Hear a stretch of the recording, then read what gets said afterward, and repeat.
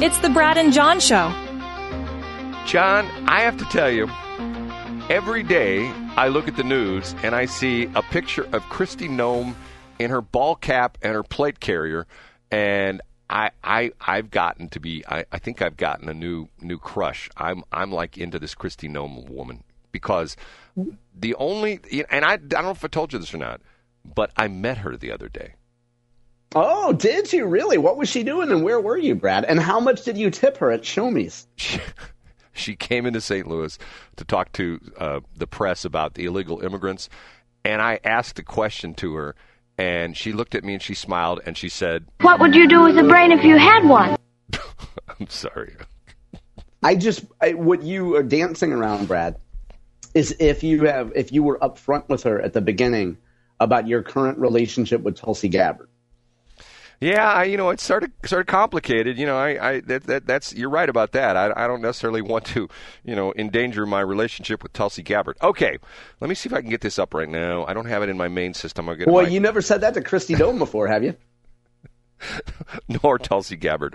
Okay, here we go. John, listen in and see if you can hear this okay. Okay, let me see if I can get this to play. The Indiana governor signs a bill inviting Illinois counties to secede and join the Hoosier state. That bill establishes a commission to study adjusting the boundaries between the two states. 33 Illinois counties have already voted to leave the state, including many in the St. Louis area. While the Indiana governor signed that bill into law, annexing the Illinois counties could be difficult. Constitutional experts note this process would require approval from both state legislatures and Congress. The Indiana Did you hear that okay, governor John? I did, yeah. Okay. And so now, is this a serious thing? This is just kind of posturing, right? This was on Channel 5, believe it or not. This is a Channel 5 news report. I know that it's a real news story, but I'm saying, like, the governor doesn't actually expect these counties to secede and join the state, right? Which governor? Are you talking about Pritzker? Or are you the governor of Indiana. Well, see, this is very similar to what's going on in the state of Washington with, I believe, Idaho, where there's a bunch of counties that are on the eastern side of Washington state who are not the wackadoodles that are in like Portland and Seattle. They're very conservative, whereas the coastal areas of Washington state tends to be very, very liberal, and the inland areas, especially as you get more to the east, tend to be very conservative and very red. And this is the same kind of deal. Now, the interesting part of it is, do you know what county he talked about? The map, I couldn't make out the map real well. It looked like most of the counties were in the southern part of Illinois against the Indiana border. There were a couple of them that were further south, which weren't necessarily against the Indiana border. But the Illinois counties, the Metro Illinois, the St. Louis Metro Illinois counties, I believe it wouldn't be St. Clair County because they're like super blue, with my old employee Mark Kern over there running the place. Someone said it was Monroe County. Could you fathom that Monroe County would secede and join Indiana? Yeah, I can't imagine that. I mean, this seems like a really cool stunt to me. And it's kind of like the old joke that people have always said, well, St. Louis City should secede and join Illinois. Like, it's the kind of chatter you would hear in Tower Grove South or other progressive coffee shops. But it's not actually going to happen. Like, it's not serious. But it is an interesting stunt, and it gets people talking about it. Well, I was one of the guys, maybe the only guy at the time, who was pushing the succession of is that proper term? Succession or alienating, whatever. Yeah, let's run with it, right? I think it was that was also a. I think John just disappeared. Are you there, John? I'm here, Brad. Yeah, I stopped talking because I realized I was talking over you. I'm sorry. Go ahead. No, that's okay. Well, I was the guy behind Better in St. Charles County, where the interesting aspect of this is, and I'm going to beat a dead horse on this, but when when there were the Better Together thing, I said that, and a lot of people didn't realize this, that you have to be a contiguous county or a contiguous city to be in another county. And the interesting aspect of this is that, once again, a long time ago when I had the mayor of Chesterfield on the air, he didn't even realize this. Part of St. Charles County is on the other side of the river. And what's interesting about it is part of St. Charles has a common boundary with this part of Chesterfield has a common boundary with this part of St. Charles County, which is on the St. Louis County side of the Missouri River, as well as Wildwood. And I put up a website and all this interesting stuff on there. And Are you being serious, or is this a joke? Oh, no. Very serious. Oh, wow, you really did this. Yeah. Better in St. Charles County. Matter of fact, I don't think the website's there anymore. And what was interesting was a couple of friends of mine sent me an official what do you call it when the city council gets together and they have like the official agenda, like a resolution? The official agenda of the city council meeting of Wildwood.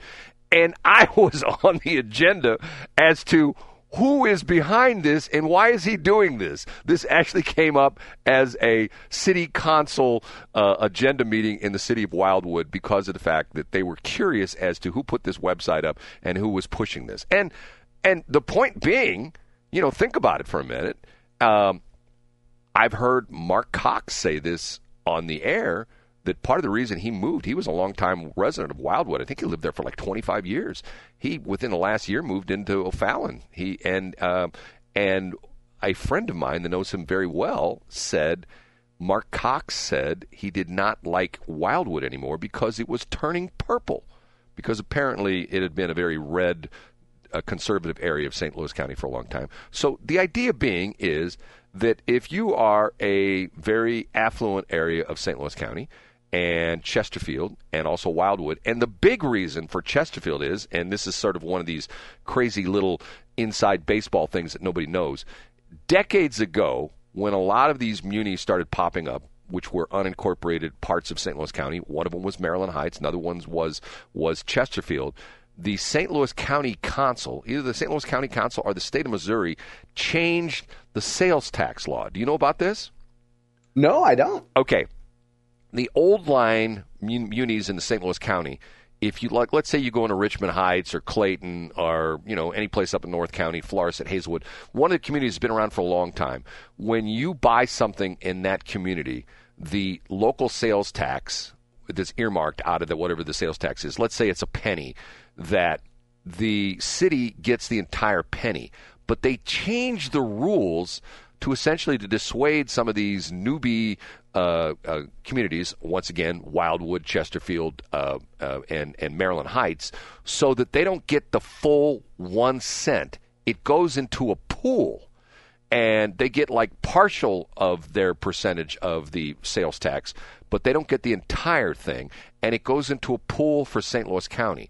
So that was one of the issues that the mayor, what was his name, Bob Nation, wasn't that the guy who was mayor for a long time? Bob Nation, yeah. He's not the mayor anymore. He was upset about that because of the fact that obviously Chesterfield generates a lot of sales tax revenue with Chesterfield Valley, and it used to be with Chesterfield Mall, but not anymore because there's nothing in Chesterfield Mall anymore. Matter of fact, they're still knocking it down as we speak. But he wanted to move into St. Charles County because of the fact that if he moved into St. Charles County, he would get all of his sales tax revenue, not a portion of it. And the same thing. Now, Wildwood's different because Wildwood doesn't have much retail at all, so there's not like a big deal for sales tax revenue. But that was the deal.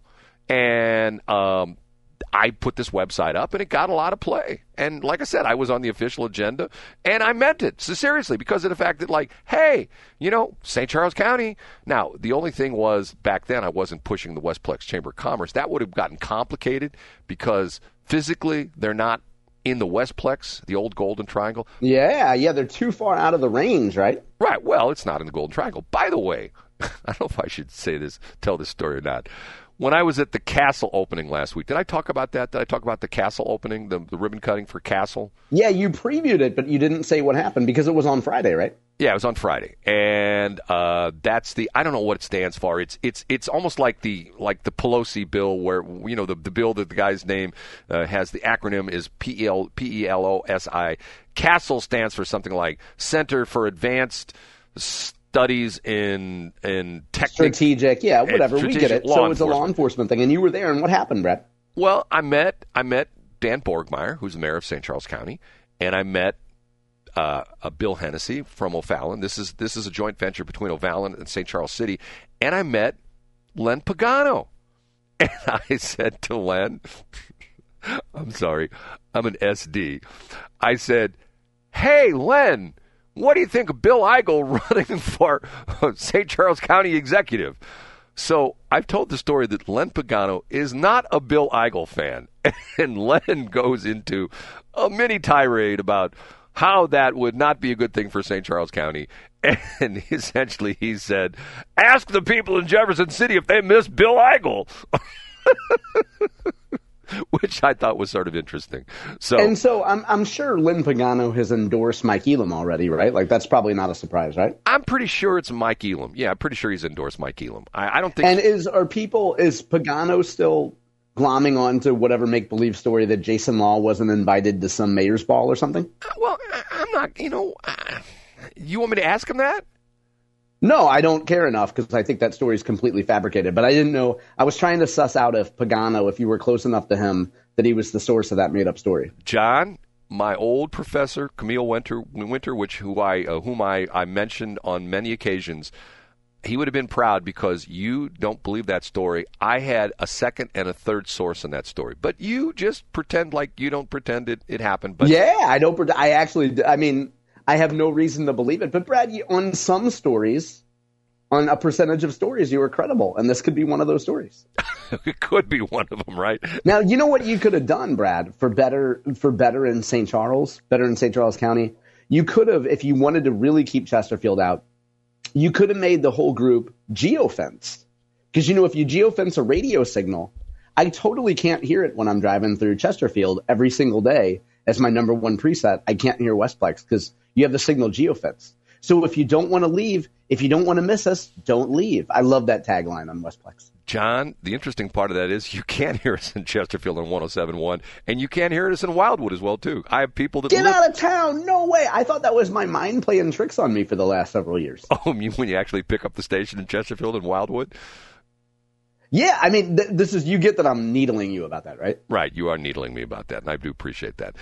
No, it was a good event, a lot of people there, and the interesting part of it is there was a thing that I didn't realize, that the St. Charles County Police Academy used to be at Skukkaka, and you know what Skukkaka is? You know what that is? Yeah, St. Charles County Community College, which is now called something else, right?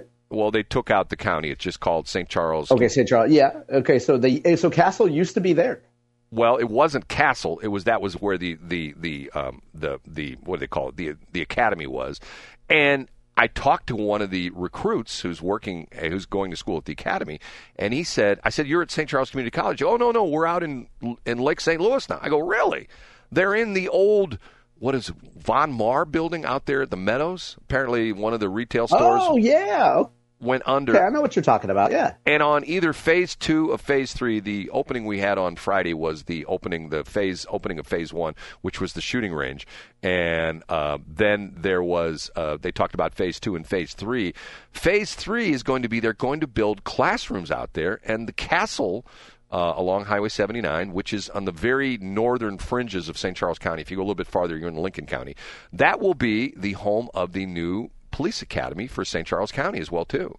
So it will be, and I'm thinking to myself, man, what a great place this is going to be. You have the state-of-the-art shooting range. They got the EVOC track, which is going to be a mile long, where they're going to learn how to drive emergency and do pit maneuvers and stuff like that. It's all going to be right there on Highway 79.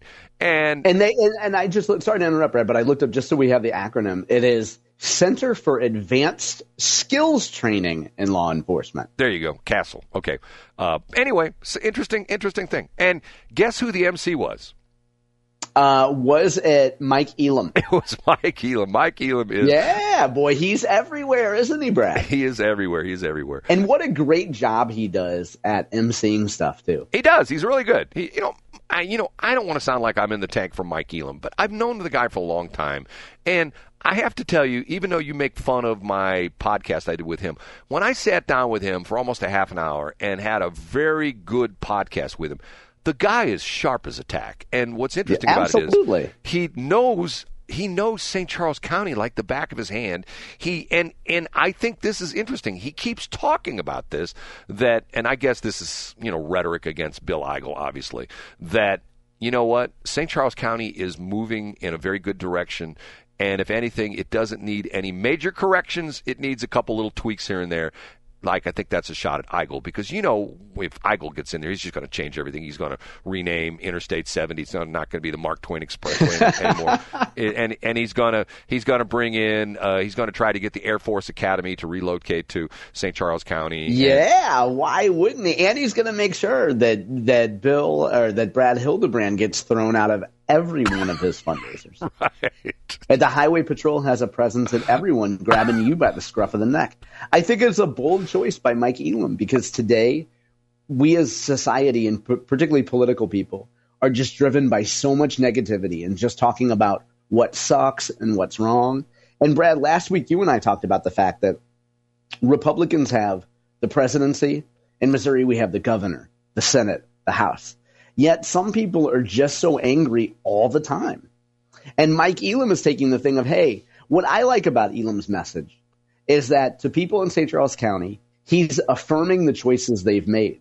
And he's saying, you made a good, in so many words, you made a good decision to move out here. Things are going well out here, and we're going to keep going in the right direction.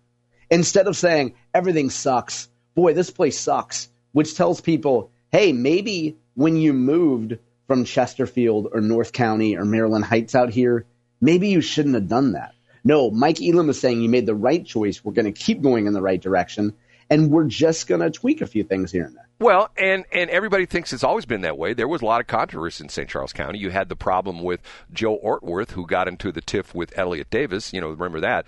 And a lot of people don't remember the tumultuous period of time when I think her name was Donna Morrow, was the mayor of O'Fallon. And that turned into a real bizarre show. I don't know if you knew all the crazy things that went on with that. No, I think that was before my time, before I really paid attention to anything out there. Yeah, it was crazy in the respect that she was one of the.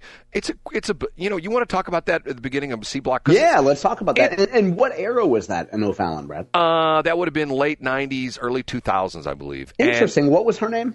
I believe it was Donna Morrow. And okay, yeah. And she got into office, which I think is. It's almost, there's a very similar mentality that's going on in Cottleville because she was on the forefront of this mentality in O'Fallon at the time, which I thought was sort of interesting because, and I'll talk about it in the C Block because of the fact that it's almost to the point where it's like, okay, aren't you being a little bit hypocritical? But yet, no, they don't think they're being hypocritical at all. Okay.